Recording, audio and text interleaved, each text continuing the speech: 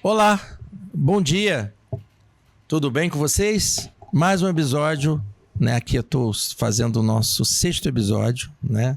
Do podcast Na Medida Certa. Hoje eu estou muito feliz, que é a primeira vez que eu recebo mulheres, depois de 5 episódios, ó.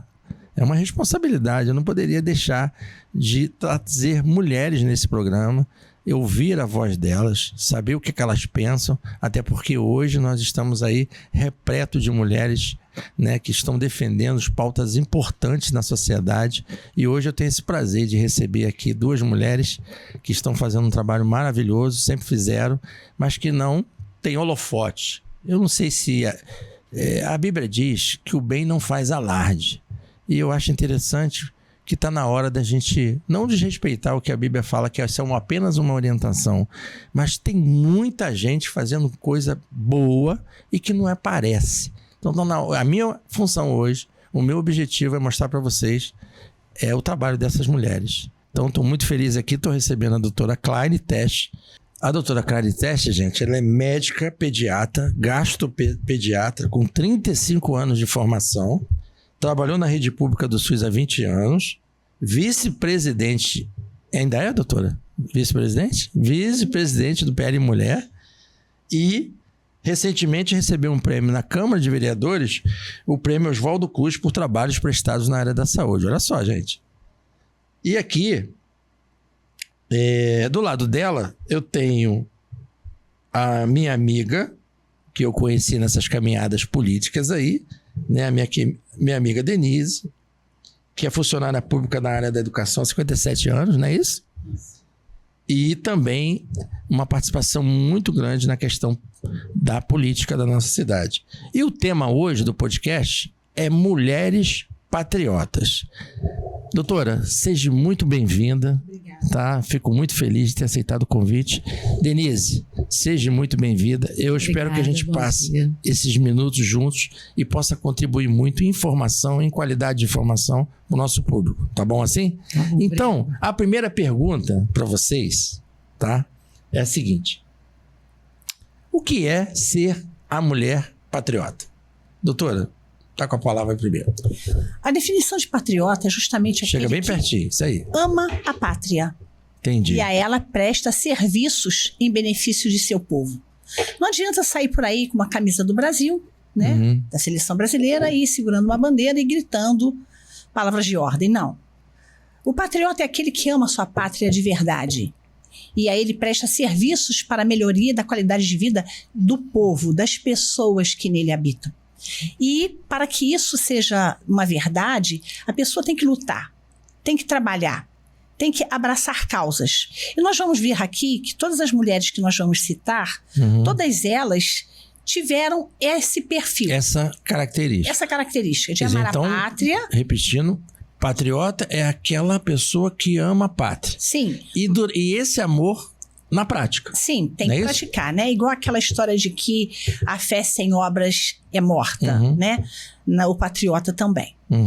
E esse nome tem sido muito falado, mas as pessoas às vezes esquecem que esse nome determina práticas nobres. Todas as mulheres que nós vamos conversar agora, elas têm esse perfil.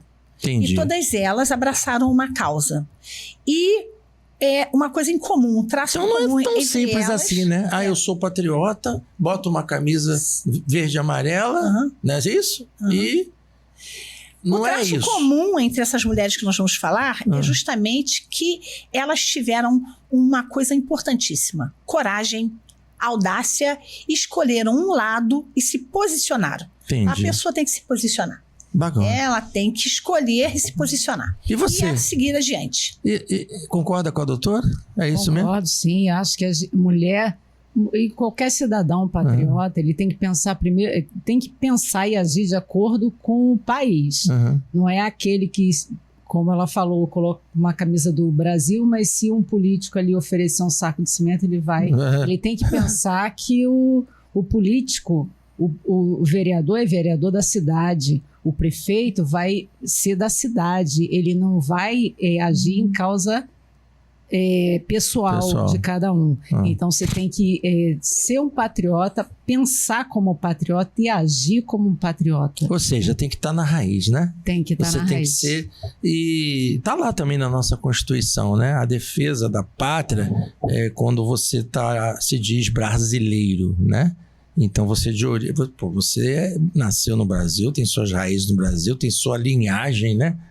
Muitas das vezes no Brasil mesmo que você tenha sido de porque o Brasil, eu acho engraçado uma das características do Brasil, não sei se vocês concordam comigo, mas nós somos uma nação que recebeu muitos imigrantes, né? E aí a gente tem uma miscigenação muito grande. Uma miscigenação muito honrada. É isso, muito honrada. Então, assim, a gente até tem motivo de sobra para dizer que a gente é um celeiro do mundo, que a gente tem aqui, né? A gente alimenta o mundo inteiro através, né, do nosso agronegócio. A gente tem uma função muito importante no mundo, né? E é um país que eu não vejo ter restrições rígidas para a presença de pessoas de outras nações aqui. Então, é um país que abre as portas, que recebe bem os estrangeiros. Então, nada melhor do que você chegar e dizer assim, eu sou brasileiro, sim. Eu sou patriota, sim.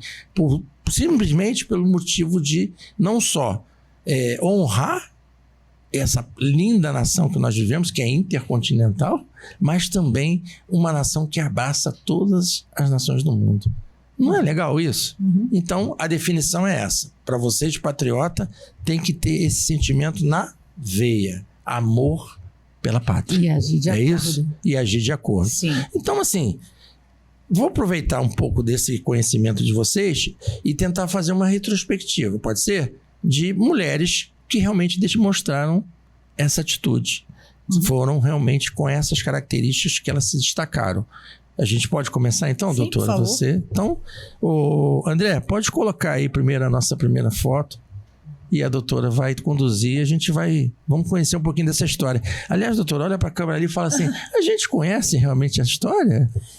Pode chegar pertinho. Nós, brasileiros, temos uma história rica. Bota aqui o microfone bem pertinho. Nossa história é muito rica. Nós temos aqui, heróis verdadeiros, heróis honrados, que lutaram e deixaram um legado importantíssimo para que nós hoje conseguimos ser o que nós somos. E eu chamo nesse momento a patriota mor, né? Espero não me emocionar, porque eu fico emocionada quando eu falo dessas coisas, né? Que é a Imperatriz Leopoldina, a arquiduquesa de Habsburgo. Ela nasceu em Viena, na Áustria, filha de Francisco I. Ela teve uma educação muito esmerada, preparada, e a educação dos príncipes era uma coisa muito importante naquele momento. Eles precisavam aprender matemática, ela aprendeu matemática, geografia, ela aprendeu botânica, ela aprendeu política, ela aprendeu diplomacia. Ela aprendeu a se preparar para governar se fosse preciso. Porque naquele momento, a mortalidade infantil era muito alta. Então, qualquer membro da realeza poderia, de uma hora para outra, ter que assumir o trono e tinha que estar preparado.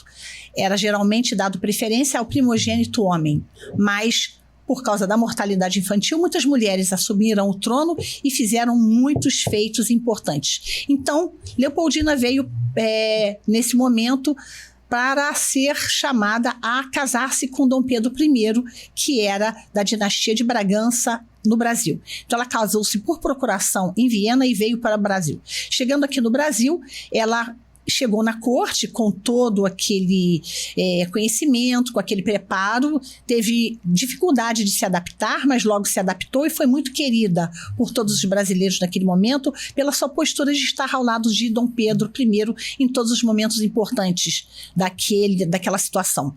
Dom João VI teve que voltar para Portugal, porque as cortes portuguesas o chamaram lá, e o obrigaram a retornar, e ele deixou aqui Pedro e ainda falou para ele: Pedro, se o Brasil tiver que se separar de Portugal, que antes seja para ti que há de me respeitar, e não para qualquer um destes aventureiros. E neste momento, Leopoldina incorporou essa missão de ajudar Dom Pedro a ser o regente perfeito no Brasil. Foi um momento muito tumultuado da história do Brasil, muito tumultuado, mas esta mulher esteve no momento mais importante desse pedaço tão nobre da nossa história. Foi a transição do Brasil, então, colônia, né? Foi essa transição? Ia ser neste momento, né? Ia ser neste momento. A Bíblia diz que por trás de um homem tem sempre uma grande mulher. Não, né? Esta não estava atrás, ela estava sempre ao lado. Sempre ao lado. Em alguns momentos até na frente.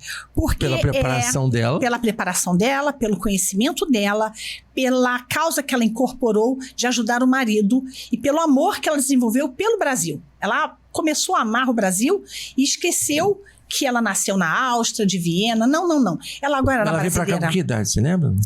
Ela causou 115, 16 anos. Olha, né? Naquela época Exatamente. as mulheres, né, já eram...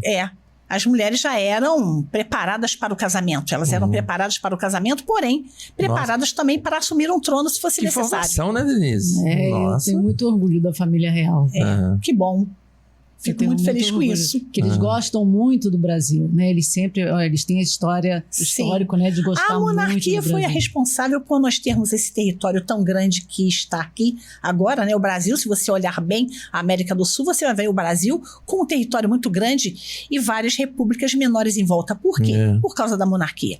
Porque nós éramos uma monarquia e em volta tinham países que eram militarizados e brigavam entre si. Entendi. E aqui nós tínhamos uma união por causa do monarca. Mas continuando falando sobre a importância de Leopoldina, aqui, nessa o que ela fez... O que você me diz dessa foto?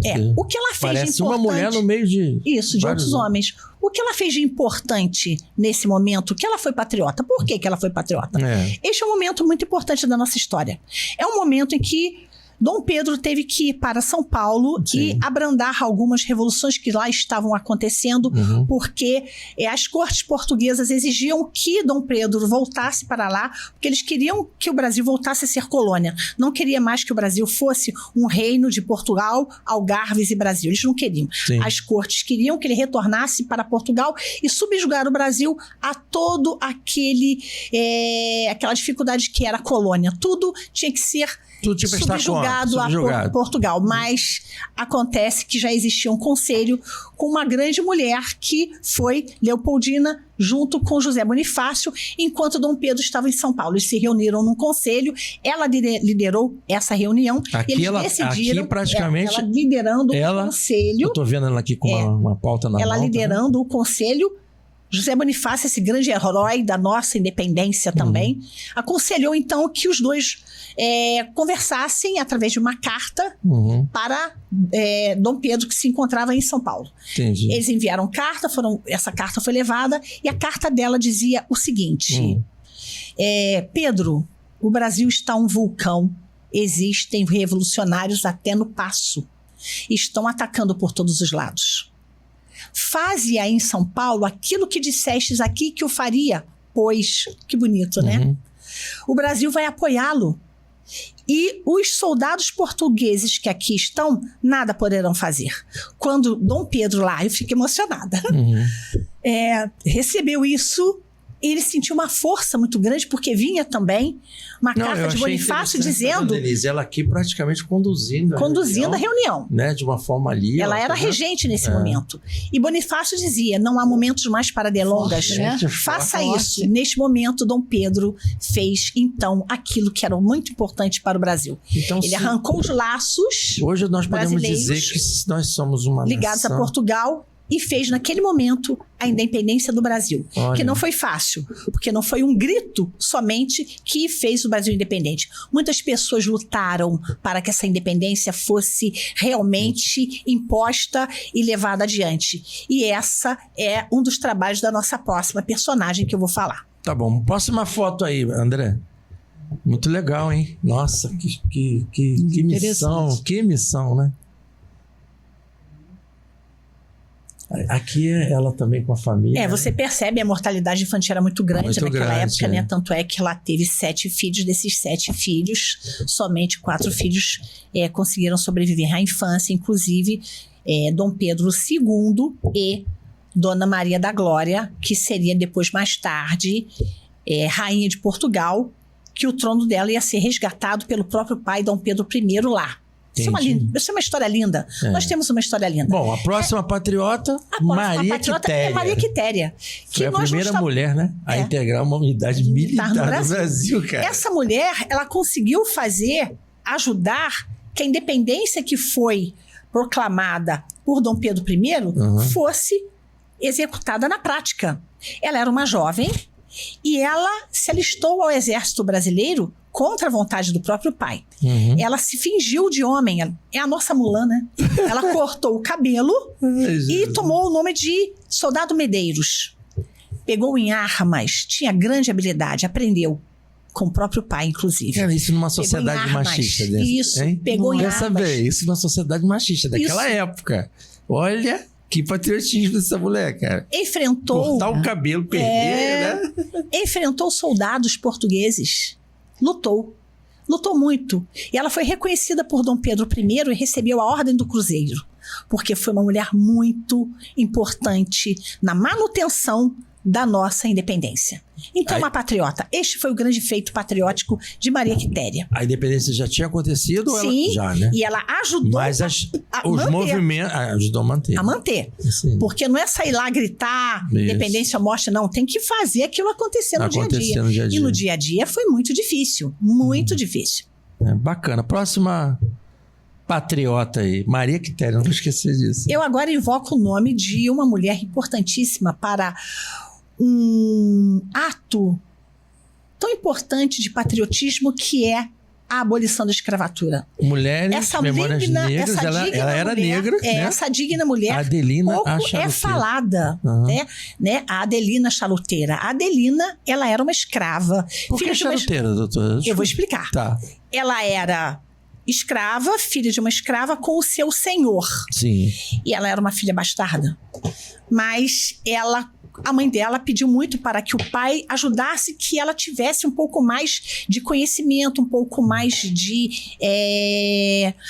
conhecimento de escrita, de leitura. Mesmo sendo uma escrava? Mesmo sendo uma escrava. A mãe pediu, a mãe exigiu isso. Sim. Então, ela conseguiu aprender a ler. A mãe de quem? A mãe de Adelina. De Adelina. Que era a mãe dela junto com um senhor de grandes terras, um senhor rico, e que tinha fumo nas plantações dele. E, portanto, ele fabricava charutos.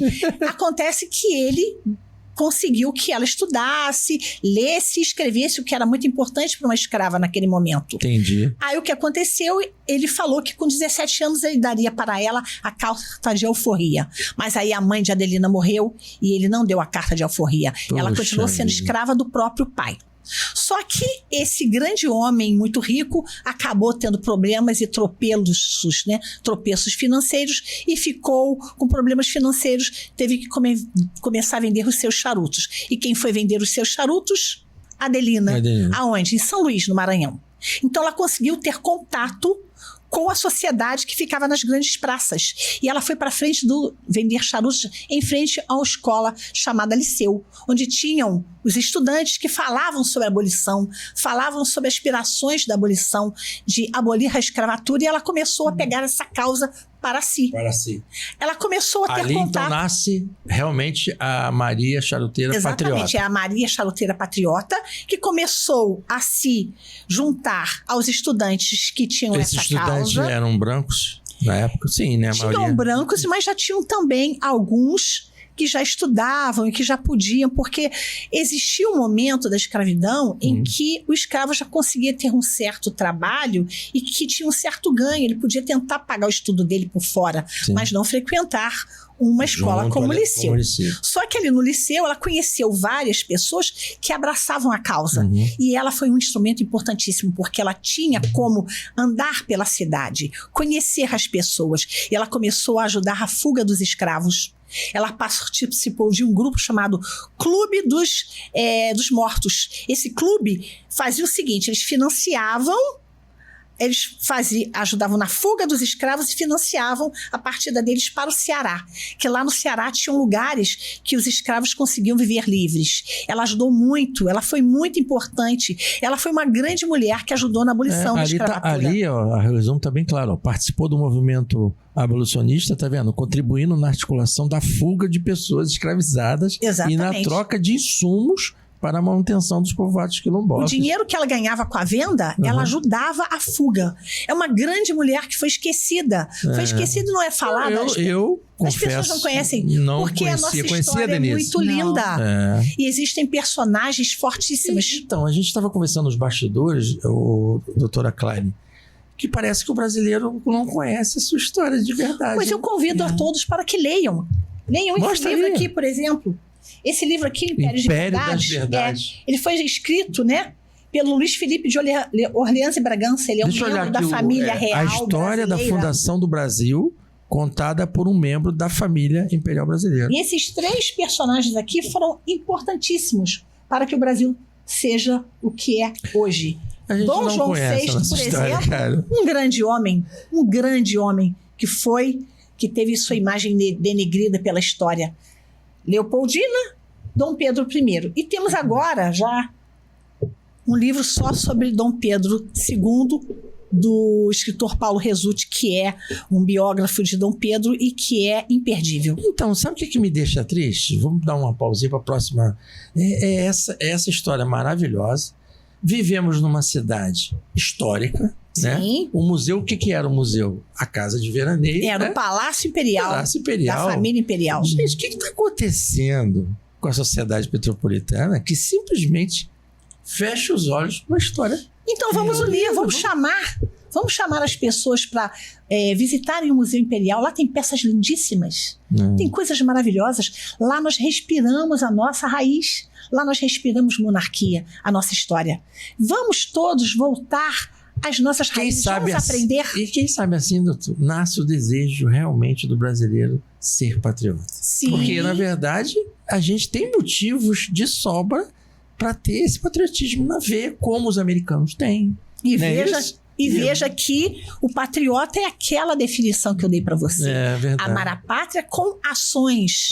Essas verdade. mulheres agiram Nossa. em benefício de quem? Do seu povo. Realmente dá para se emocionar mesmo. Não é verdade? E É uma tem história linda, uma sabe? observação boa aí, que o que salvou ela, na verdade, a carta de alforria dela foi a educação. Né? Isso. Porque ela pôde conversar com outras pessoas Isso. que tinham as informações que ela conseguiu absorver, e ela foi... Você vê que as pessoas hoje que fazem essas besteiras, que exaltam ditadores aí que foram assassinos, genocidas e tal, eles, por se for falta de perguntar, eles não sabem, sabe. Não conhecem a história deles. E pra gente partir para a foi próxima... a salvação dela, foi a carta de alforria dela e a salvação do pai, foi a educação. Você falou tudo. Hein, doutora? Então, pra gente, antes de passar pro próximo, vamos alimentar essa ideia, porque a ideia desse programa não é, sabe, eu posso te dizer, não é eu viralizar na internet, não é isso. É tentar trazer uma mensagem para nós que moramos em Petrópolis, uma cidade histórica, uma cidade que tem um berço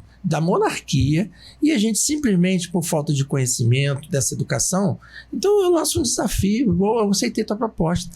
Achei muito porque bonito, tem muita gente boa em Petrópolis com esse conhecimento aqui. Eu estou muito feliz, tá, gente? Estou muito feliz hoje, pela minha primeira vez que eu recebo mulheres, e mulheres com tanta experiência, com tanto patriotismo na veia. E vai uma proposta, doutora. Eu te parabenizo porque escolheu esse tema. O seu programa, né, o seu podcast, ele tem um objetivo. Sim, meu objetivo é esse. Despertar a ânsia do conhecimento.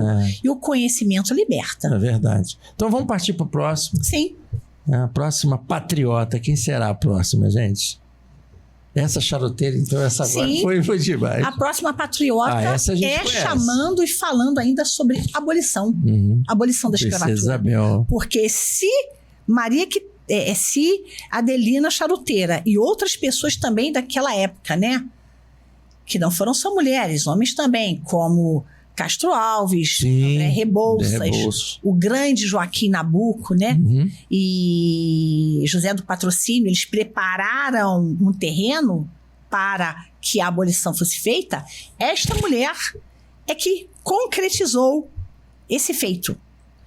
Filha de Dom Pedro II, ela teve 3 regências, porque o pai teve que ficar fora. A primeira regência, o pai esteve fora para viagem. A segunda regência, o pai também teve que lutar na Guerra do Paraguai, ela ficou como regente. E na terceira regência, quando o pai foi para fora, Dom Pedro II, ela ficou como regente, estava sendo pressionada pela sociedade para fazer a abolição da escravatura, porque o Brasil era dos últimos países que ainda não tinha abolido a escravidão.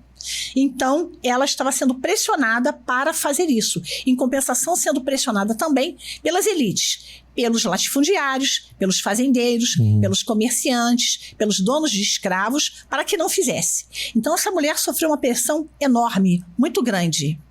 E fora as lutas internas como mulher, que ela demorou muito para ter filhos, ela teve alguns abortos espontâneos, uma mulher que lutava muito pela família, casada com o Conde D, que deu muita assistência para ela, né? O pai, Dom Pedro II, não tinha dado para ela ainda nenhuma oportunidade para que ela entrasse na política, conhecesse, mas durante essas 3 regências ela aproveitou a oportunidade para entrar e estudar mais a política, ajudada pelo seu esposo, Conde D. Então, nessa terceira regência, quando Dom Pedro sai do Brasil para poder tratar da saúde da Europa, ela assinou a Lei Áurea, que definitivamente aboliu a escravidão do Brasil. E recebeu então a Rosa de Ouro do Papa naquele momento por esse grande feito. E ela disse uma coisa lindíssima, porque a pressão sobre essa mulher era muito grande.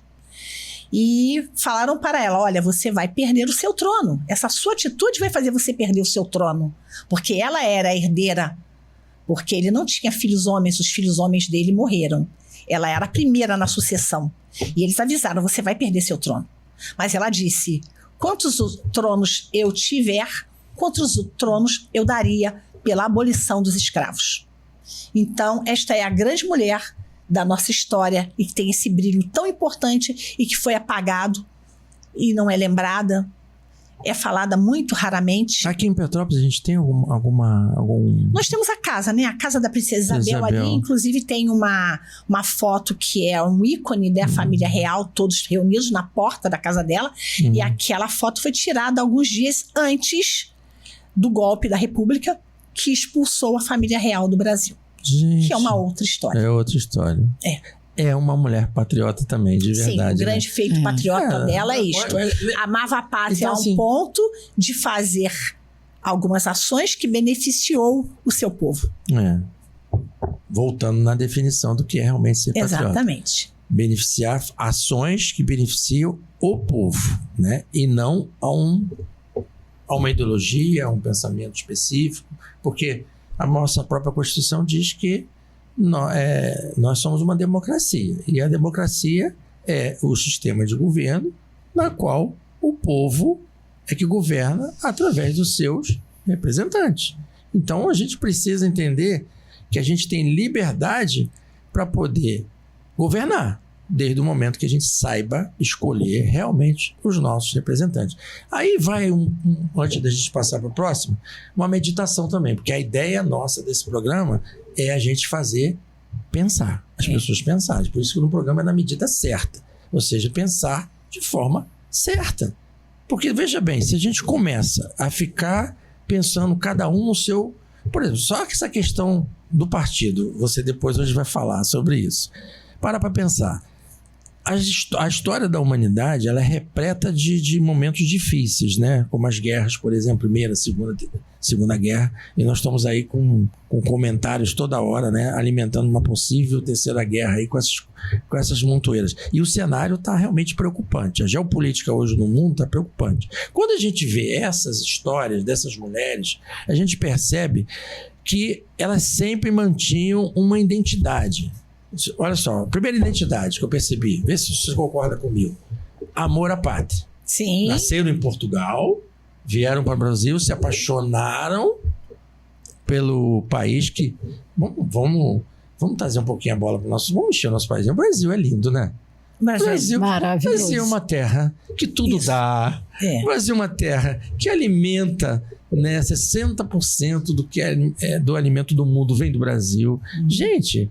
Então tá na hora da gente olhar para o Brasil e falar assim, olha, eu sou brasileiro, batendo no peito. E sabe o que está acontecendo, doutora? Nós estamos perdendo pessoas indo para fora porque não estão aguentando mais viver no Brasil. E aí, essa meditação, a gente precisa lembrar da história e ver que isso na história, isso que aconteceu na história, você vê essas mulheres com um desejo enorme de valorizar a terra, valorizar a pátria que vive, valorizar as pessoas, inclusive os escravos. Isso. E a gente não tem hoje.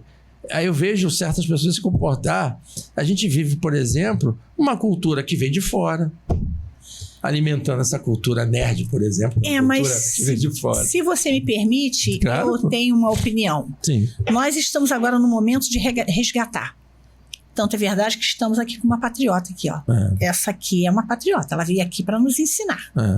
Isso mostra que não estamos todos calados, nem todos estão adormecidos. Então, é nossa missão, é nosso dever como ser humano, não só como patriota, como brasileiro, como ser humano, resgatar as nossas raízes, resgatar o que os nossos ancestrais fizeram e que doaram de seu sacrifício para que nós conseguíssemos chegar até aqui. Não, porque, doutora, se a gente não valoriza a nossa história, o que a gente vai valorizar como nação? Então, o seu programa nesse momento o seu programa nesse momento já tem uma outra visão. Você está vendo como você começou com um projeto e agora você já tem vários links saindo? Um deles é você resgatar a nossa história. Eu acho importante.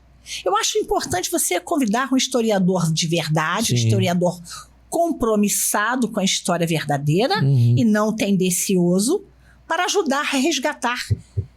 A gente vai falar sobre isso ainda. Então, tá, André, vamos lá.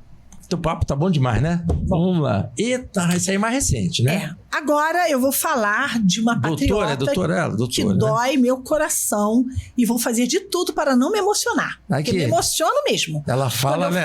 Fala com amor. Quando eu falo de Zilda Arnes, o meu coração se enche de alegria. Porque foi uma das maiores mulheres que o Brasil já teve, uma das maiores líderes que o Brasil já teve. Catarinense, nascida em Forquilinha, né? Ela veio de uma família católica e desde pequena frequentava a igreja e os seus pais ensinaram para ela a caridade. Irmã de Dom Evaristo Arnes também, ela aprendeu a ajudar e começou a ter contato. Católica, né? Isso, católica. Conseguiu ter contato com a pobreza, com a fome e com a desnutrição mesmo, na prática. O contato dela com fome, pobreza e desnutrição... Esse contato deu aonde? No trabalho? Dentro da igreja. Na pastoral? Não, vamos chegar lá. Dentro da igreja onde ela atuava quando era criança e adolescente. Então, ela aprendeu a caridade. Porque amor a gente aprende, caridade a gente aprende também. E tem exemplos de pais que eram assim, né? Então, ela cresceu dentro desse ambiente, ajudando. E ela começou a perceber que poderiam ter algumas ações que poderiam ajudar essas pessoas. A principal delas é ensinar a aproveitar restos dos alimentos, não desperdiçar alimentos, Gostei reprocessar, né? Por exemplo, a rama do que a gente joga de alimento fora. Não, ela ensinava isso. A rama da beterraba, como você pode ajudar aquilo. Que bacana, gente. Exatamente. Então, ela começou a ter um olhar especial para a criança desnutrida, para a criança que passava fome. E junto nesse trabalho, junto com comunidades na sua adolescência, ela foi e fez faculdade de medicina no Paraná. Ela era a única mulher dentro da sala dela. E aí ela se voltou para a pediatria e para a saúde pública. Agora também dá para saber por que ela tem uma paixãozinha, né? Não, uma admiração. Médica também, né? Médica também. Não é por ser médica, é por ser aquela pessoa que teve um olhar para a criança pobre. Mas, quando eu falo médica, é uma médica porque eu te conheço, né, doutora? A senhora tem uma paixão pela sua profissão. Sim. E aí, quando a gente tem paixão pelo que a gente faz, a gente tem amor. Eu tenho paixão. Então, eu vejo essa mulher, já trabalhei com ela. É uma profissão muito nobre, né? Não, ela não é qualquer médica. Ela não é, sabe? Dedica a sua vida pela vida Ela não é qualquer médica. Ela não é aquela... Eu não é aquela médica que chega, vai lá, assina o plantão, sabe? Tá lotado, não se preocupa, não quer saber se a pessoa está lá esperando, se qual é a dor. E aí, nos bastidores, a senhora já falou, né? O amor que a senhora tem pela profissão e principalmente pelas crianças, né? Que são o nosso futuro. Então, assim, e Zilda Arnes fez isso. Então, ela fez a faculdade de medicina, inclusive foi reprovada em pediatria por um professor dela, porque ela era a única mulher. Ele achava que mulher não precisava fazer medicina, nem deveria. Mas ela foi adiante. Nossa Senhora. Foi adiante, fez pediatria, fez saúde pública, ela foi sanitarista. Em 1983, ela foi convidada pela CNBB, né, que é o Conselho Nacional dos Bispos do Brasil, porque o irmão dela fazia parte, para fundar a Pastoral da Criança, que foi uma das maiores instituições brasileiras que lutou e que salvou a vida de milhões de crianças no Brasil inteiro, com 3 ações importantes. Quais foram? Visitando famílias e ensinando como lidar com a desnutrição, aproveitação de alimentos, fazendo visitas para essas crianças e pesando para ver se elas estavam ganhando peso. E o mais importante, explicar para essas famílias que eles tinham que disseminar o conhecimento, porque o conhecimento não me pertence. O conhecimento está comigo e eu tenho que espalhar, eu tenho que passar para frente. Ela queria que essas ações fossem passadas para gerações, fossem passadas para outras famílias. Este é o grande legado de Zilda Arnes. E ela, através disso aí, conseguiu campanhas de arrecadação de alimentos e também suplemento alimentar. Ela criou a multimistura junto com nutricionistas e pediatras daquela época. Esse projeto já existe hoje? Existe ainda. A multimistura era uma mistura de carboidratos eu me lembro disso. com carga proteica adicionada aos alimentos para que as crianças ganhassem peso. Tá?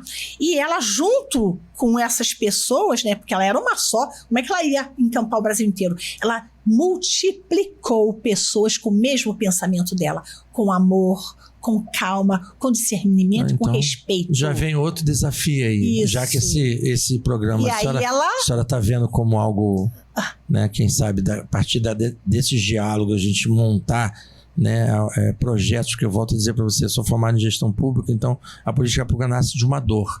E essa mulher patriota viu essa dor. Volta a Zilda Arnes aí, porque ela precisa estar aí presente com a gente. Bota de novo, rapidinho aí. Zilda Arnes foi chamada também para fazer dela aí, a pastoral do idoso, da pessoa idosa. E ela também encampou isso.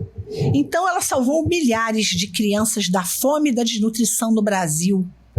Ela ensinou, e a Pastoral da Criança ainda atua até hoje. Zilda Arnes fazia isso com amor, estava sempre presente, ela sempre visitava de norte a sul as instituições para mostrar a presença dela. Ela lutava, ela pedia que isso fosse disseminado, que essa ideia fosse disseminada, tá?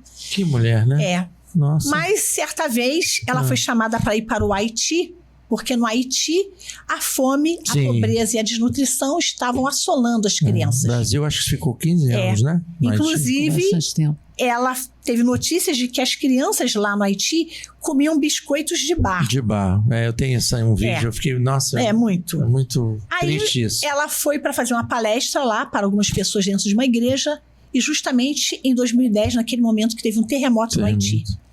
A igreja onde ela estava foi atingida pelo terremoto, uma viga enorme caiu em cima dela e ela teve morte instantânea.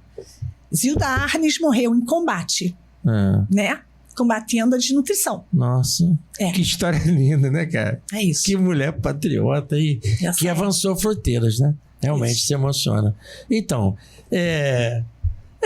o que eu vejo, por exemplo, o que me dá vontade, por exemplo, depois de uma aula dessa, de história, de uma mulher, uma personalidade tão forte, é de saber se esse trabalho ainda existe. E se existe, por que ele ainda não é tão divulgado, né? Porque na época dela, sim, porque ela correu atrás, ela lutou, ela aparecia, né? Então, assim, é um projeto que... Porque a fome ainda continua. Sim. As crianças continuam passando fome. Essa matéria que você falou aí do biscoito de barro, eu já vi uma recente que continuam crianças em outros países da África, inclusive, e em países pobres da América Latina, comendo biscoito. Então, assim, eu sou uma pessoa que eu faço projeto social desde 14 anos. E enquanto existir dor, tem que existir políticas públicas para sanar essa dor. Não políticas assistencialistas. Tá, mas se você me permite falar aqui uma coisa... Se fechar o ralo da corrupção, nós conseguimos recursos para acabar com a fome, a pobreza e a desnutrição. Se fechar o ralo da corrupção. Sim. Tá? Porque esse ralo da corrupção eu nem preciso falar, porque isso está todos os dias em todos os noticiários que nós vemos, sim. Tá? E quando ela... É triste, né? Saber. Quando ela partiu, eu fiquei preocupada porque... Quando chegaria uma outra Zilda Arnes? Eu estou esperando até hoje. Estamos esperando uma outra Zilda Arnes. Chegaram 2 mulheres importantes no Brasil que pegaram para si a causa das crianças. Mas ainda tem muito trabalho para frente e para chegar à grandeza de Zilda Arnes, existe muito trabalho pela frente. Então, agora a gente vai ver outro vídeo, né, de mais uma patriota que foi escolhida por mim. Né? Pode ser que muitos não mas achei uma história... Inclusive que ela perdeu a própria vida, né, defendendo, né, a comunidade na qual, inclusive católica, na qual ela tinha um trabalho pastoral na Amazônia, né? Então vamos ver a história de mais uma patriota? Vamos acompanhar aqui.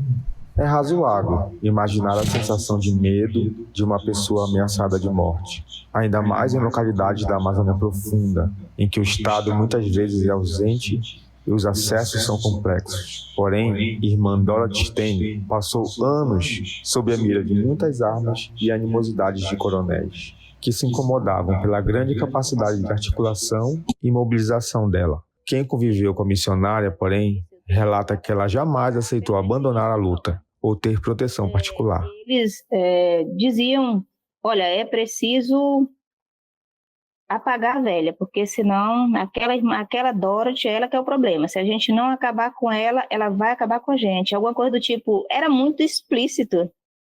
Eles estavam bastante afoitos nos últimos momentos, né? Eles não mandavam recado, não. Eles realmente falavam mesmo, né, com todas as letras, que ela tinha que acabar com ela. Dorothy e as Irmãs de Notre Dame foram para o município de Anapu, na região do Xingu, no Pará, em 1982. Lá, iniciaram um processo de luta junto aos colonos e colonas e a população camponesa, que sofriam nas mãos de grileiros durante a invasão de suas terras e com a destruição de propriedades. Esse processo culminou na criação dos Projetos de Desenvolvimento Sustentável, os PDS. Toda a mobilização que envolvia Ministério Público, Defensoria Pública, a prelazia do Xingu, não demorou para gerar reações dos coronéis da região. Ela tinha muita clareza do que ela queria fazer. Aí, se tu visse o lugar onde Dorothy morava, ela queria que eles fossem, na verdade, era para proteger o povo junto, né? Que Dorothy nunca aceitou proteção individual. Ela não queria um policial na cola dela por 2 razões. Por quê? Não ia adiantar protegê-la e o pessoal ficar lá sendo morto na mata. Outra, quem que vai confiar em polícia sendo seu protetor, minha gente? Dos 5 condenados pelo assassinato de irmã Dorothy, apenas um segue preso em regime fechado. Trata-se de Raifran das Neves Salles, o fogoió, que atirou 6 vezes na missionária. O comparsa dele, Clodoaldo Carlos Batista, e outros 2 mandantes, Regivaldo Pereira Galvão e Vitalmiro Bastos de Moura, estão em prisão domiciliar. Já Amair Feijoli Lima cumpre pena em regime aberto. O sentimento de impunidade contribui para que Anapu seja considerada a 13ª cidade mais violenta da Amazônia, segundo o Fórum Brasileiro de Segurança Pública. O processo da Dorothy, ele seguiu o mesmo percurso que outros casos aqui na Amazônia seguem. Prende, condena, mas os responsáveis ficam em liberdade. Os fazendeiros estão por aí, ameaçando, gerando medo lá na região.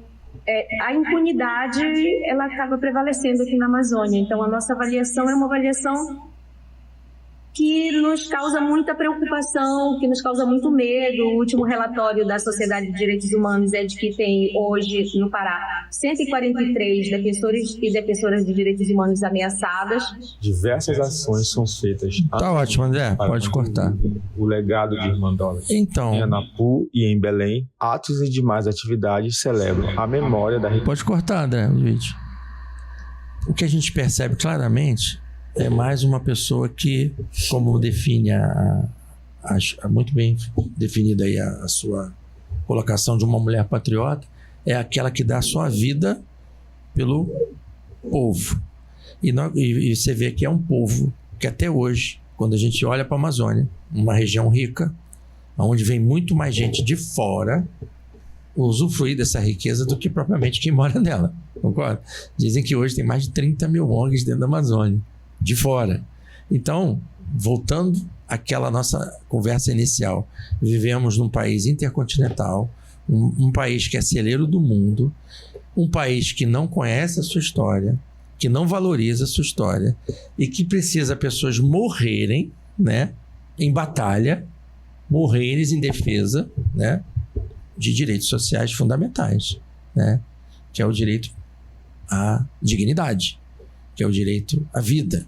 E aí, a gente, hoje, diante desse cenário que parece que não mudou, né, parece que o cenário ainda continua muito presente, a questão que você levantou bem, se parasse, se houvesse legislações mais rigorosas. Nós estávamos conversando no bastidores sobre o nosso Código Penal. Para mim, eu já ouvi, inclusive, políticos com essa bandeira. Nós temos que reformular o nosso Código Penal. Nós temos que trazer a corrupção como crime hediondo, porque quem rouba causa a morte de outras pessoas. Sim, mas a coisa que seria assim, como se fosse uma faísca, né, para despertar para estas ações seria o quê? O que nós estamos falando hoje? O patriotismo, o amor à pátria, o amor à terra, o amor ao povo, o amor ao próximo. Aquilo que Jesus ensinou, né? Amar ao teu próximo como a ti mesmo, amar o teu povo. Então, se cada um de nós conhecer a própria história e começar a ter ações para modificar e mostrar para as próximas gerações a nossa história e como nós podemos modificar a qualidade de vida das pessoas agindo de forma pacífica, na paz. Né? Na paz. Existem 2 mulheres lá no norte que lutam muito dentro dessas causas, né? E elas lutam e são bombardeadas por todos os lados, né? Que é a senadora Damares Alves, que é uma pessoa que luta muito pelas crianças, tá? E eu tenho esperança de que ela consiga grandes vitórias nessa luta. E também Silvia Waiapi, né? Que é deputada também, luta muito pelos povos indígenas, pelo norte. Então, essas mulheres, elas têm que ser ajudadas, elas têm que ser apoiadas e lembradas. São patriotas, né? Sim, por quê? Porque amam a sua pátria e têm ações em benefício do povo. Então, gente, que é a próxima patriota que nós vamos ver agora. Eu tenho que gravar isso que eu estou aprendendo aqui, tá? Com essas mulheres patriotas. Então, vamos gravar isso. A mulher patriota é aquela, repete pra gente. Que ama a sua pátria. Olhando isso. E que tem atitudes em benefício do povo que mora no seu país, que vive na sua pátria. Aquela que ama e que tem atitudes para defender o povo. Não adianta somente querer holofote, para levantar bandeira. Like na internet. Não. É ação. Concorda com ela, Denise? É ação. É aquela história, né? Que Paulo de Tarso falava. A caridade sem obras, ela é morta. O patriotismo sem atitudes não existe. É só holofote e confete. Então vamos para a próxima patriota. Vamos lá, próxima patriota. Isso. Essa mulher, ela não tinha... Acho que tem um videozinho. Quer ver o vídeo? Ou você pode falar? Deixa eu falar só um pouquinho, que é muito importante. Essa mulher, ela não tinha nenhuma visibilidade, não era conhecida antes... É a primeira dama do governo 2019, antes de que o seu marido, o presidente Bolsonaro, fosse eleito. Ela era uma brasileira patriota, que ama o seu país, já tinha atitudes patrióticas, mas não era conhecida. Foi só dada uma oportunidade. O ser humano do bem, que tem uma construção do bem, quando você dá uma oportunidade, ele cresce, ele brilha, ele agrega. E ela fez isso. Ela já fez isso no primeiro dia, na posse do marido, quando ela discursou lá no púlpito, no Palácio do Planalto. Foi a primeira mulher que fez isso, né, que teve essa oportunidade. Ela falou uma coisa que foi muito impactante. Comunidade dos surdos e das crianças atípicas, vocês não serão esquecidos, vocês serão lembrados e vocês terão visibilidade.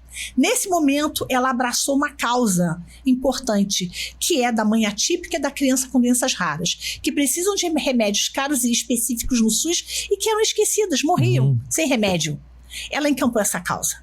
Ela encampou a causa da pátria voluntária, juntando pessoas que se uniam para ajudar o nosso povo, com alimentação, com projetos para alimentação, combatendo a desnutrição e a fome na prática. Não é se hospedando em um hotel de luxo para dizer que é contra a fome, não. Indo lá, fazendo quentinha também, para servir de exemplo.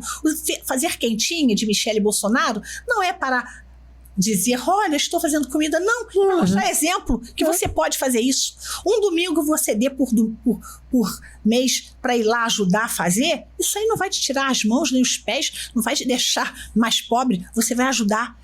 Aquela história do voluntário, do ajudar, isso foi muito importante. E outra coisa que ela melhorou e ela aprimorou a lei do monocular, as pessoas que só enxergam de só um olho, e às vezes desse olho aqui ainda enxergam menos ainda, 30%, né? Então ela aprimorou, ela conseguiu que Bolsonaro fizesse um aprimoramento desta lei. Isso foi muito importante. Sim. Então, o que é o patriota? O que é a mulher patriota? É aquela mulher que ama a pátria e que faz ações para a melhoria da qualidade de vida do povo. Então ela fez também. Tá? Estão ouvindo aí, né, gente? Essas mulheres estão longe da perfeição, todas são seres humanos, com defeitos, como todos nós temos, mas são pessoas que se prontificam, que estão prestes a ajudar quando são chamadas, né?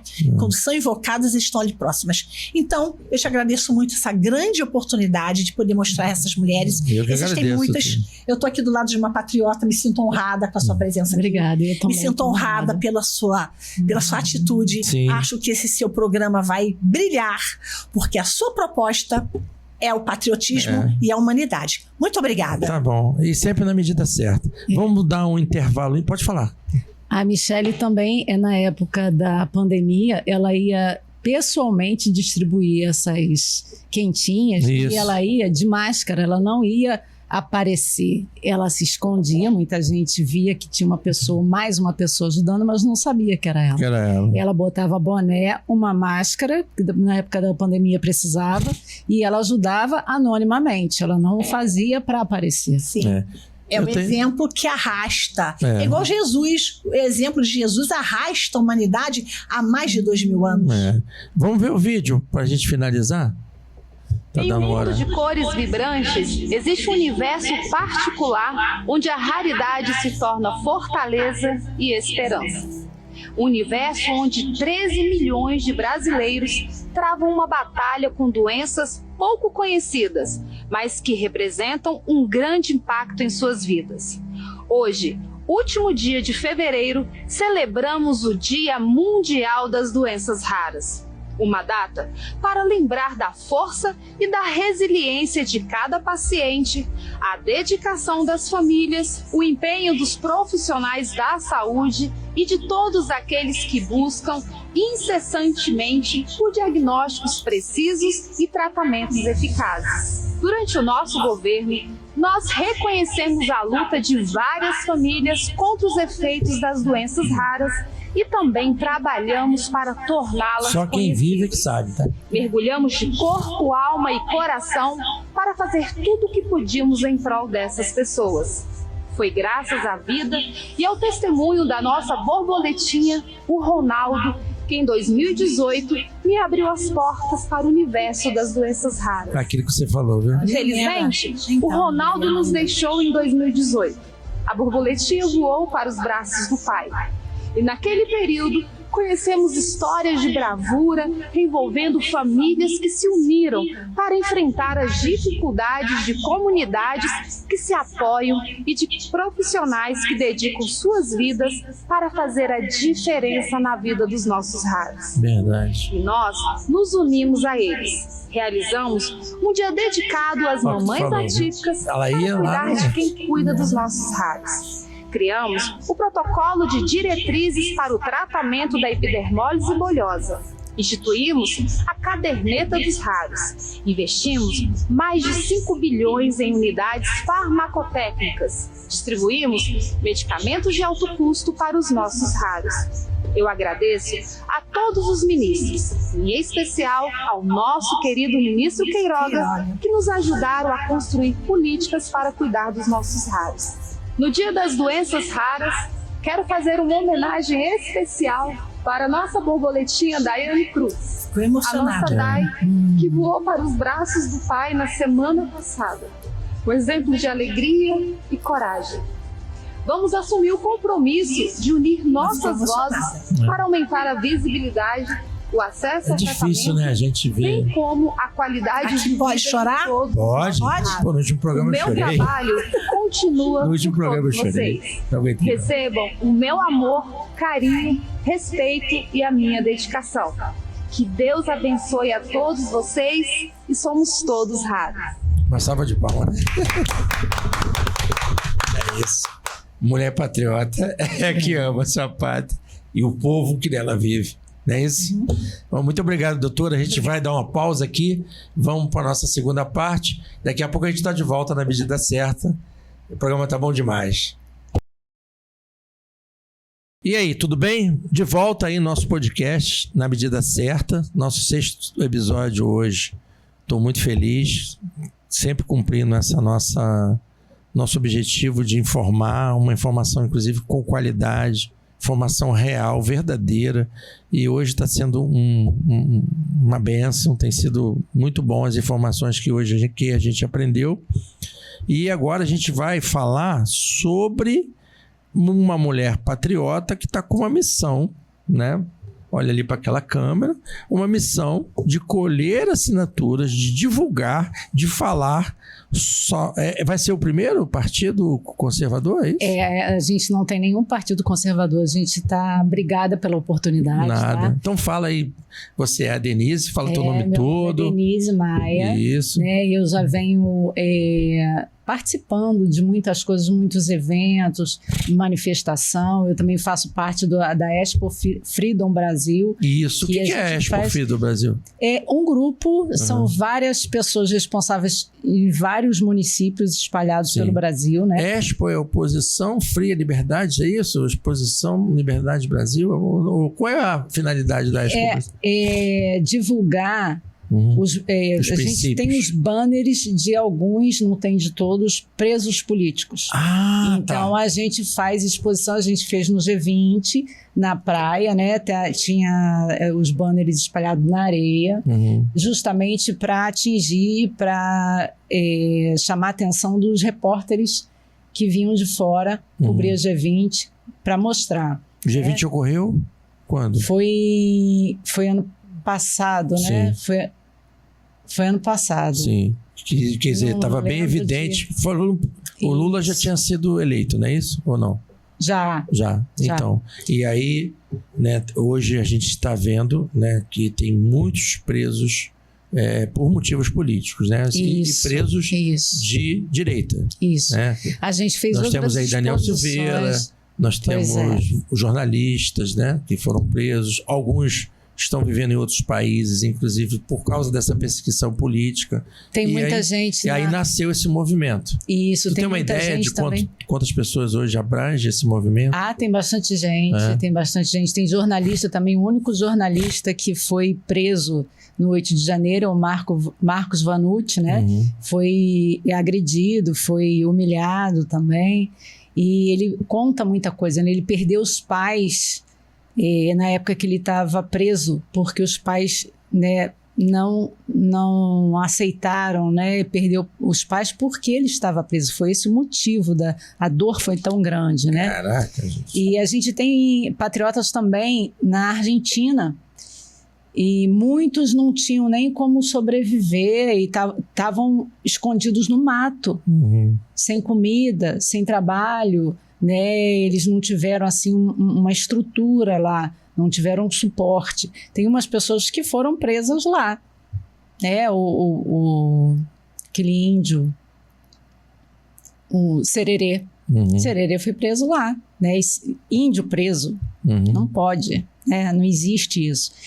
E ele estava asilado lá, foi preso lá na Argentina. Outras coisas, isso. E tinha pessoas passando realmente fome. Eu tô vendo que você, inclusive, está fazendo uma campanha para ajudar a família do ex-deputado Daniel Silveira. Isso, porque ele tinha dinheiro em casa, as contas dele foram bloqueadas, né? A da esposa também. E ele teve o dinheiro que ele tinha em casa também, levaram, né? A polícia levou. E a mãe dele, como é uma pessoa simples, né? Ela é merendeira, aposentada, e é com esse dinheiro que ela ajuda. Ela mora em Petrópolis? Mora em Petrópolis. E a gente tem ajudado, tem feito uma campanha aí para ajudar a família. Para aproveitar esse meu veículo de comunicação, Denise, e eu quero te explorar bastante com relação a isso, até porque o próprio nome diz, né, na medida certa, eu estou aqui para mostrar o que está acontecendo. Tá? O nosso programa não tem um viés político, mas eu preciso mostrar o que está acontecendo com o povo brasileiro. Hoje nós temos, em vários programas eu já falei isso, nós temos uma polarização hoje, né, bem notória. Nós temos um pensamento muito forte de direita e um pensamento muito forte de esquerda. São duas bandeiras que hoje nós temos no nosso país. Independente de qualquer pensamento que existe, a Constituição deixa bem clara, né? Todos nós somos iguais perante a lei, né? O nosso Código Penal, ele tem lá os seus artigos e você só pode ser condenado se você realmente comete um crime, não é isso? E a gente tem visto isso claramente. Eu creio que você que está me ouvindo deve concordar, que nós temos visto decisões arbitrárias pelo nosso judiciário, tá? Eu já falei isso, não estou aqui botando nome, dando nome aos bois, mas quando eu convido um convidado e ele se propõe a isso, você pode dar nome aos bois, porque você está vivendo isso, você está acompanhando isso. Então, essa organização, ela passou a existir para poder defender os presos políticos que foram presos através de condenações, né? Por ser de direita. Porque as pessoas foram presas e simplesmente ficaram presas e ninguém levantava essa bandeira, né? Entendi. Então eles começaram, eu entrei depois, mas eu me enganjei porque eu acho importante que alguém precisa levantar. Quem não é visto não é lembrado. Então a gente tem que lembrar as pessoas do sofrimento deles. Eles estão sofrendo, eles apanharam, eles passaram assim, muita privação, humilhação dentro da cadeia. Teve pessoas que quando saíram não quiseram voltar e fugiram, né? O Daniel é um preso político mais perseguido, foi um dos primeiros a ser perseguido, né? Sim. E a família também sofre. Você vê essa senhora aí que ela foi fazer um exame, tá com problema psiquiátrico hoje, ela queria se suicidar, né? Tava com pensamento suicida, a irmã tá sofrendo, e no caso do Daniel, a mãe... Aquela cabeleireira do batom, né? Que os filhos, né? A família tá sofrendo. A gente teve aí assim, eu vou falar uma coisa para você, e aí, assim, independente de viés político, né? Direitos humanos, né? Direitos humanos. Uma das matérias que eu mais me apaixonei foi direitos humanos, né? E a gente sabe que desde 1945, depois da Segunda Guerra, quando a ONU foi criada, foi uma das bandeiras, né, da ONU, a defesa dos direitos humanos, né? Então, se proibiu de forma bem categórica a tortura, se proibiu, né, uma série, né, o nazismo virou pavor, né? E o que acontece? Então, a gente está vivendo diversas transformações políticas no mundo inteiro, no Brasil também. A gente poderia estar. Nós temos aí essas diversas agendas sendo cumpridas no mundo em todo, mas nós temos um grande número de pessoas que hoje defendem o pensamento conservador, são de direitas, e a única coisa que elas querem é ser respeitadas por lei. E como, então, como aí tem um outro lado, assim, que já tomou que a iniciativa há mais tempo, eles já ocuparam os espaços estratégicos e estão dificultando muito a nossa vida, né? Entendi. Então, vamos partir para o assunto. Aí nasceu esse movimento. Hoje o movimento acontece para realmente defender esses presos políticos. E qual é a agenda? O que acontece? Se tem encontros? É isso, só para o público saber. A gente vê assim... Repete de novo como é que chama? Expo Freedom Brasil. A gente tem vários banners, a gente não tem político nenhum ajudando, né? E... Será que é por medo? Não, é para não colocar político nessa história. Tá. Gente, é uma luta voluntária pelos direitos dos presos políticos. Isso, para lembrar as pessoas. Então, quando tem alguns eventos... Aqui você lembrou, Daniel Silveira, né? Que nós estamos em Petrópolis, né, gente? Então, nós estamos lembrar que nós temos presos políticos ligados à nossa cidade. Daniel Silveira foi um, né? E hoje ele continua preso? Continua preso. Ele foi impedido de sair para trabalhar, para estudar. E dizem que é prisão domiciliar. Como é que é? Prisão domiciliar, né? Isso. Que ele não respeitou o horário e teve que voltar de novo. Enfim, na verdade, ele foi ao médico, né? Passou do horário, ele estava com problema de rim e teve que voltar para aquele lugar horroroso, que eu não gosto nem de falar o nome. Mas ele... Onde ele está, agora voltou para a colônia agrícola, ele também não pode fazer grande coisa. Ele estava preso na cela e, graças a Deus, as pessoas que estão lá gostam dele, são eleitores dele, e ele só podia sair da cela com permissão. Né? Nem isso ele podia fazer. Que os outros podem sair, andar pela colônia e tal. Ele não podia sair, só com permissão. Isso também atinge a família. Né? A mãe dele teve problemas de saúde. A mãe dele teve problemas de saúde por causa disso. A família fica, porque são pessoas honestas. Não, mas assim, o problema todo, sabe, Denise, eu vou abrir meu coração para você aqui, pro meu seguidor, é que tem coisas que realmente eu não consigo entender, né? Porque eu leio, né? Estudei a Constituição, o direito constitucional, e o que me deixa triste é que parece que o judiciário, hoje no Brasil, só vê um lado, né? E a Constituição é a mesma, é para todos. Então eu vejo que hoje uma perseguição clara, muito clara quem é de direita, e aí, por exemplo, até na prisão, se o cara já está preso, até lá ele tem que ser um tratamento pior, aí eu não tô entendendo isso, sabe? Eu não consigo entender. De direito, isso não é direito. Então, assim, isso é preocupante e eu parabenizo quem criou esse grupo, porque realmente tem que haver essa luta e o despertar, né? Porque em diversas situações houve também luta do outro lado, por exemplo, na Covid, né? Eu conheço, né, até pastor que defendeu um movimento defendendo as vítimas, né, da Covid, né, cobrando mais posicionamento. Na época o Bolsonaro era presidente, entendeu? Então, assim, cara, eu acho que a gente foi impedido de ir à igreja. Então, assim, umas coisas que a gente tem que parar para pensar e ver se realmente está sendo cumprido as leis nesse nosso país. Essa é a minha preocupação, sempre na medida certa. Se é para existir a lei, que se cumpra, mas para todos. Não tem essa coisa porque se Daniel Silveira está preso numa colônia agrícola, sendo tratada dessa forma, e eu ver um condenado a 400 anos de prisão na piscina, né, da sua casa, e ainda vivendo, né, fazendo vídeo, né, para viralizar na internet, isso me deixa muito triste. Me deixa muito triste, Denise. Então, continuando aí, fala um pouquinho mais sobre o que você e os teus, né, patriotas estão aí pensando para frente em tentar resolver o problema desse pessoal, né, que está preso, e o que nasceu no coração de vocês. Estou vendo que vocês estão aí em busca de uma... Na verdade, a gente não tem como fazer grande coisa, né? A gente só tem como protestar. A gente leva os banners das pessoas. Hoje você tem uma ideia de quantos são? Preso, no total, foram quase 2.000, Sim. né?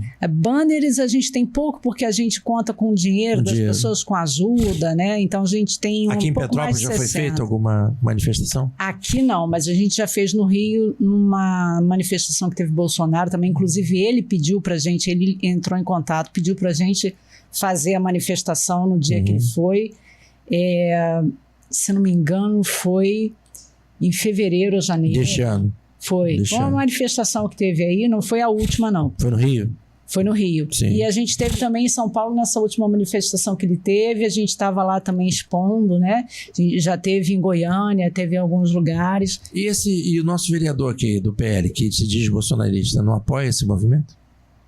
Não, porque a gente não tem político nesse... Porque, na verdade, isso começou com várias pessoas que se conheciam de municípios de outros estados. Entendi. Então, a organização deles foi muito boa. Eles se organizavam por chamada de vídeo.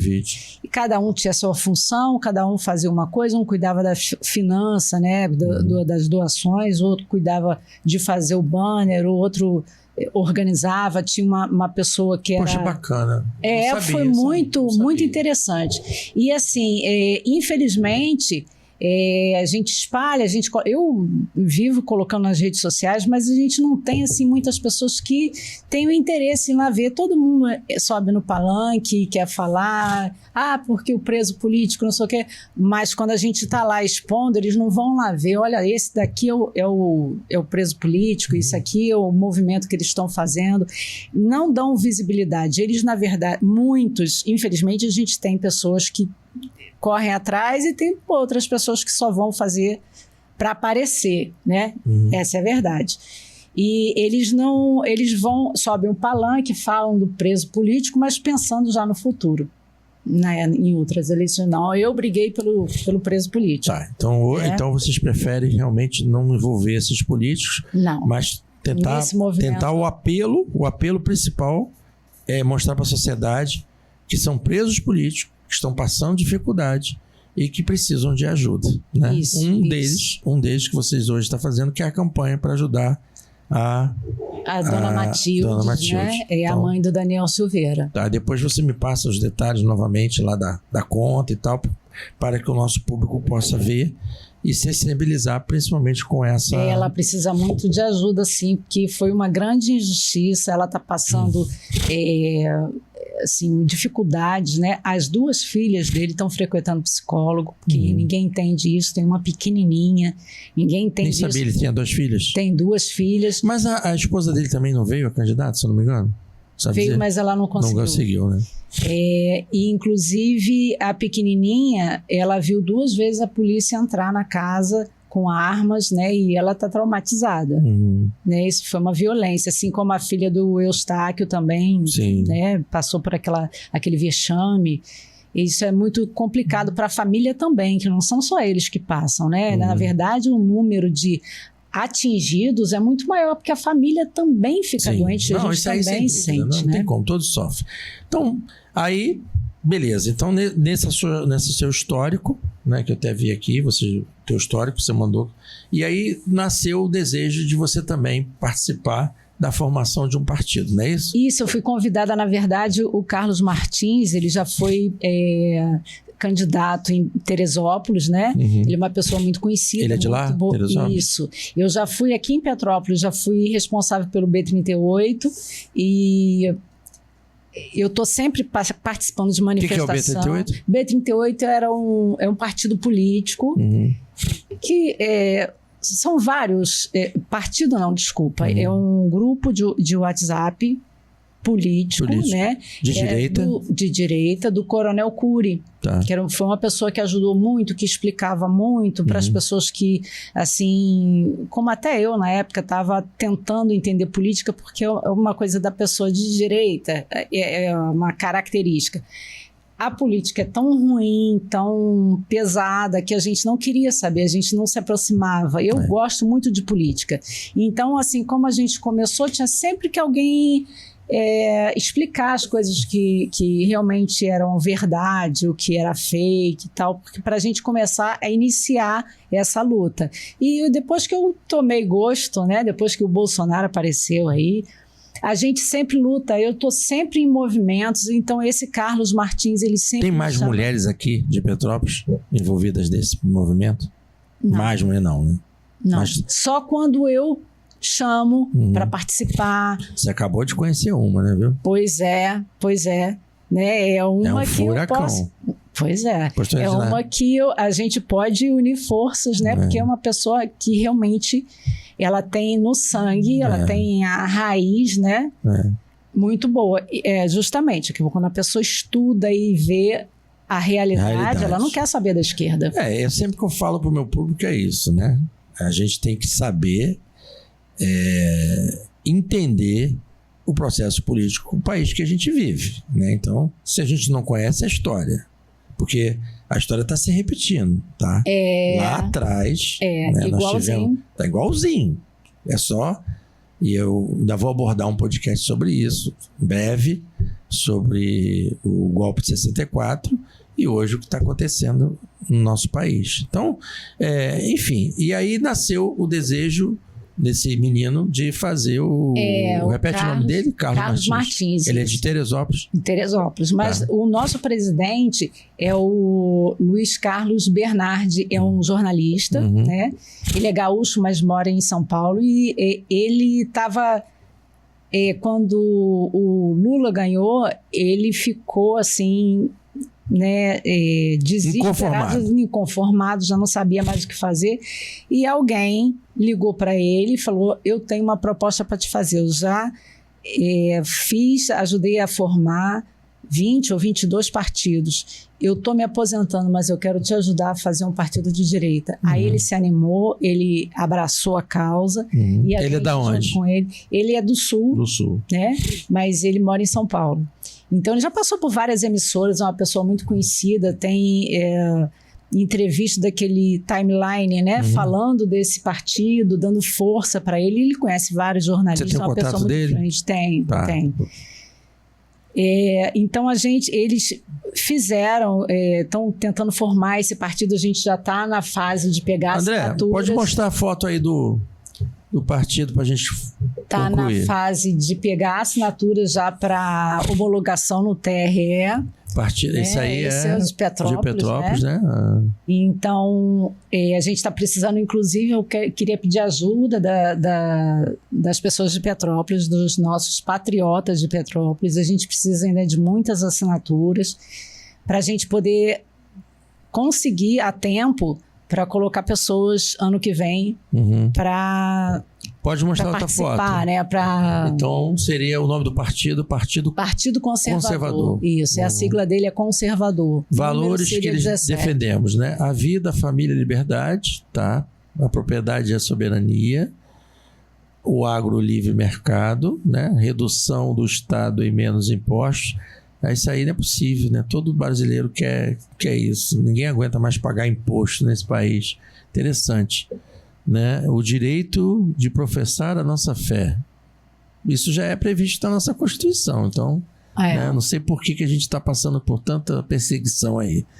Que isso está bem notório. Está bem notório, né? Então, a gente precisa, mesmo que esteja na Constituição, a gente tem sempre que reforçar. É lógico. Não, e lembrar, né? Não, então, educação sem doutrina, tá? Isso aí eu concordo. Principalmente. Isso aí eu concordo. Tá? Como eu já li o de cima, né? Eu já li a vida, a família, a liberdade. Então tá bem focado aí, gente. Por favor, lembre-se do Partido Conservador. Já tem rede social? Já estão fazendo? A gente já está... Tá. Depois vai aparecer na edição as suas redes sociais. O pessoal que se interessar, tá? Entrar em contato com você. Então, uma das coisas que eu concordo ali, isso aí é meu, pessoal, né? Também eu sou um cidadão, tenho o direito de falar, mas uma das coisas que eu concordo é a educação sem doutrina, tá? Porque isso aí, independente de qualquer coisa, a escola foi feita para ensinar a grade curricular. Isso. Não é isso? Isso foi feito na Formação. Eu, por exemplo, se eu tivesse condições, e a minha família tivesse condições, a minha mãe teria me colocado no... Aliás, eu fui, né, militar, né? Eu prestei um concurso, fui militar, e depois eu pedi baixa e não quis continuar por motivos políticos, por eu ser uma pessoa... sempre gostei de política. E aí, uma das coisas que eu não concordo, tá, gente? É isso aí, ó, educação sem doutrina. Porque a escola foi feita para educar as matérias curriculares. Aí, por exemplo, muita gente hoje não é a favor das escolas militares. Mas o índice, isso já é provado, o índice de aproveitamento dos alunos formados por escolas militares, por exemplo, um dos vestibulares mais difíceis desse nosso país é o vestibular do IME, é o vestibular, por exemplo, lá da Escola de Formação de Oficiais das Agulhas Negras, e aonde o Bolsonaro foi aluno, não é isso? Então, os melhores resultados, né, da educação no nosso país são de escolas militares. Então, se eu quero uma boa educação, eu não posso ser contra as escolas militares. E aí bota o seu filho para estudar lá quem quer. Não é isso? Então, num país livre, bota quem quer. Então, assim, do que eu estou vendo ali, uma das coisas que eu sou a favor e defendo é a educação sem doutrina. A educação é a qualidade. Concorda? É a qualidade. Então, assim, isso a gente vê claramente. E outra história que eu tenho pessoalmente, que eu contei nos bastidores aqui, e eu não vou falar o nome, mas eu fui funcionário de uma terceirizada que trabalhou na Universidade Federal, ou seja, paga e mantida pelos nossos impostos, onde dentro da universidade funcionava um núcleo, né, de um partido de esquerda. Eu acho isso absurdo, porque uma universidade ela tem que ser para todos. Uma educação sem doutrina. Isso é o meu pensamento. Tá bom, gente? Isso é o principal, né? Porque hoje a gente precisa recorrer a uma escola cívico-militar. Só que antigamente a gente tinha, e isso tem que melhorar, a qualidade do ensino, porque tem muita doutrina, né? E antigamente a gente tinha mais tempo de férias, tinha uma qualidade de ensino muito melhor, e a gente precisa voltar a ter isso, né? Eu estou fazendo geografia, a minha intenção é essa, é dar aula e contar o correto para as crianças e não inventar aquelas coisas, aqueles mimimi, aquelas coisas assim, né? Então essa oportunidade que eu estou tendo foi assim, foi um presente que me deram. Eu vou agarrar com unhas e dentes. É um prazer imenso estar ajudando nessa luta para a gente formar um partido de direita, um partido verdadeiramente, porque hoje a gente não tem nenhum verdadeiramente de direita, né? Tinha o do Roberto Jefferson, que acabou, né? Mas os outros todos... Até o PL não é totalmente de direita. Tem pessoas lá que são de direita, o Bolsonaro foi para lá, recebeu muita gente, mas a gente precisa, como o nosso presidente diz, a nossa casa própria, a casa do conservador. Sim. E como a gente estava, a doutora estava aqui falando da Zilda, a gente precisa também espalhar isso, não pode ser uma coisa individual, você tem que espalhar, você tem que fazer outras pessoas entenderem todas as histórias, e a gente também vai ter um instituto para formar outros patriotas, outros conservadores, né? Ensinar uma história, ensinar líderes. Perdão. Líderes. Seria uma escola de formação política. Formação, assim como instrução. Como outros partidos também têm a sua escola de formação. Não é isso? Isso. Então, legal. Então, é esse aí, ó, gente. Então, um partido conservador.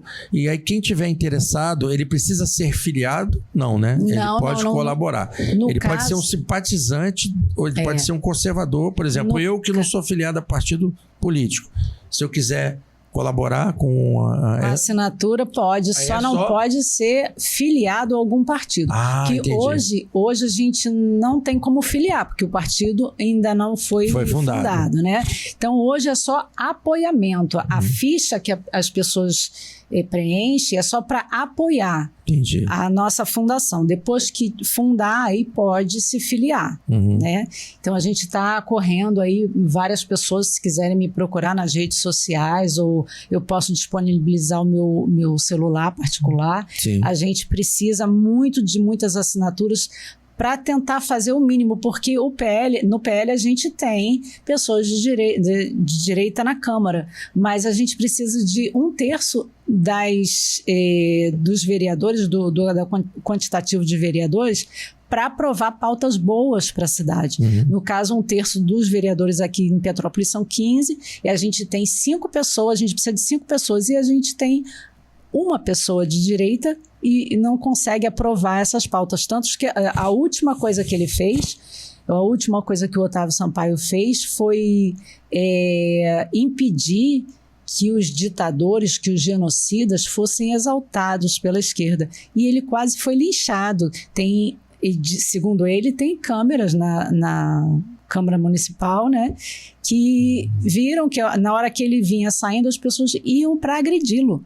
Mas isso é crime, né? Se fizesse isso, ainda mais ele que é advogado. Pois é. As pessoas têm que ter cuidado com os ânimos, tá, gente? Nós estamos numa democracia, a manifestação popular é extremamente importante numa democracia, seja de qual viés político for, mas a gente tem que ter cuidado aonde a gente vai colocar a planta dos nossos pés e entender que o respeito tem que existir, né? Eu vejo na internet alguns vídeos de pessoas conservadoras que quando eles chegam na universidade eles estão agredidos, tá? E olha que aquela universidade é paga com o imposto dele. Então as pessoas, olha só, uma coisa que eu sempre respeitei, né? Eu aprendi com Jesus Cristo, né? Jesus Cristo, quando passou pela Terra, ele... foi muito engraçado, né? Porque a própria igreja o condenou. Então a gente tem que ter muito cuidado que quando a gente se diz conservador, e não misturar também política com religião, mas tem muita gente que é cristão e apoia o conservador. Mas também tem muita gente que é cristão e é de esquerda. Então, gente, por favor, nós estamos na democracia, vamos voltar à nossa questão do respeito, né? Então, essa briga religiosa, essa polarização, eu costumo dizer, eu não estou... É meu posicionamento. Está acontecendo uma corrida, essa polarização, ela não está fazendo bem à sociedade. Isso aí é a minha opinião, tá? Ela não está fazendo.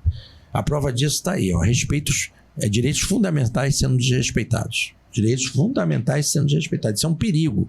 Porque vamos pensar do outro lado, né? Assim como lá atrás, né? E volto a dizer para você, hoje eu não aprovo e nunca vou aprovar tortura de espécie alguma, seja ela feita por militares, seja ela feita por como é o caso, ativistas. Não concordo de jeito nenhum, isso é contra a lei.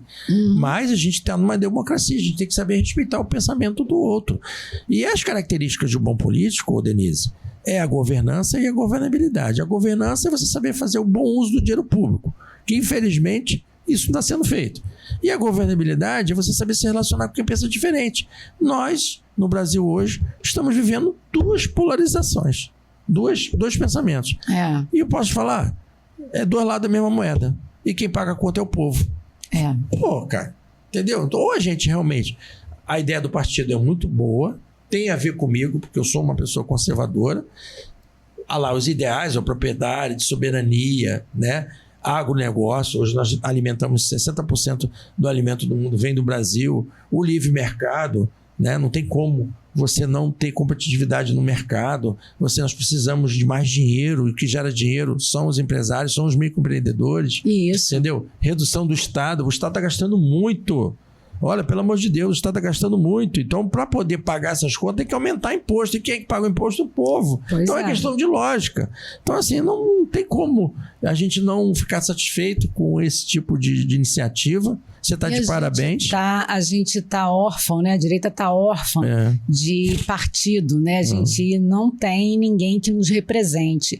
E dessa vez, a gente, como esse jornalista, o José Carlos Bernardi, ele é uma pessoa muito conhecida entre os jornalistas, tem muitos jornalistas também de direita que estão se candidatando.